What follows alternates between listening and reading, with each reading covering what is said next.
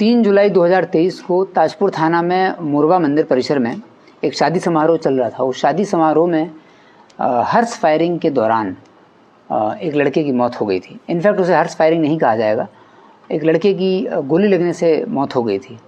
बहुत ही आश्चर्यजनक बात ये हम लोगों को समझ में आई है कि जब ये घटना हुई तो वहाँ पर काफ़ी लोग थे, मीडिया के लोग भी जानते ही हैं, घटनाओं को तुरंत रिपोर्ट हम लोग करते हैं।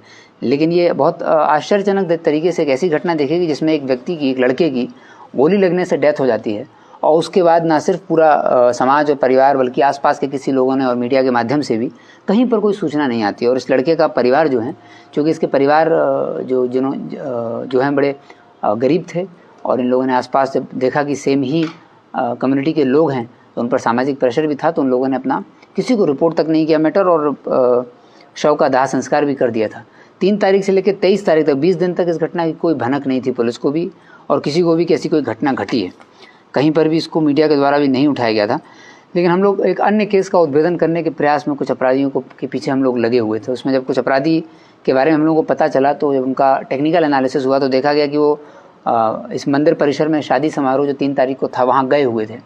जब इनसे जाने का वहाँ औचित्य पूछा गया और वहाँ फिर हम लोगों ने जब पता चला कि ये हथियार लेकर वहाँ क्यों गए थे तो स्पष्ट हुआ कि वहाँ पर इस दिन इन्हीं लोगों के हथियार से एक लड़के की डेथ भी हो गई थी। मृतक जो है वो प्रत्युष कुमार नाम का लड़का था और प्रत्युष कुमार नाम के लड़के की गोली लग के डेथ हो गई थी। तो इस घटना में हम लोगों ने घटना का उद्भेदन नहीं, पहले तो घटना का ही पता लगाया जो कि किसी ने नहीं बताया था। घटना का पता लगा और फिर घटना का उद्भेदन भी किया गया है। 2 अपराधियों को इसमें गिरफ्तार किया गया है। पीयूष चौधरी इसमें एक अपराधी है जिसके पास और साथ ही छोटू सम्राट, कृष्ण कुमार उर्फ छोटू सम्राट, ये दोनों कोबोली राम गांव के रहने वाले हैं।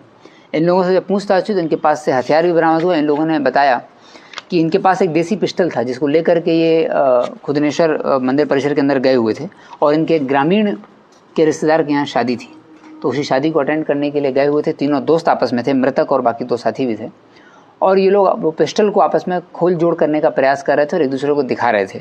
उसी क्रम में जब पिस्टल पीयूष चौधरी के पास थी तो पीयूष चौधरी ने उसको दे दिया था छोटू सम्राट को। छोटू सम्राट ने जब उसको लॉक अनलॉक किया तो उस क्रम में चूँकि ये लोग इतने ट्रेंड तो होते नहीं हैं तो पिस्टल जो है फायर हो गई और सीधे पीयूष चौधरी के प्रत्युष कुमार के पेट में लगी, जिससे प्रत्युष कुमार की डेथ हो गई। इनके शव का दाह संस्कार भी परिवार ने कर दिया था।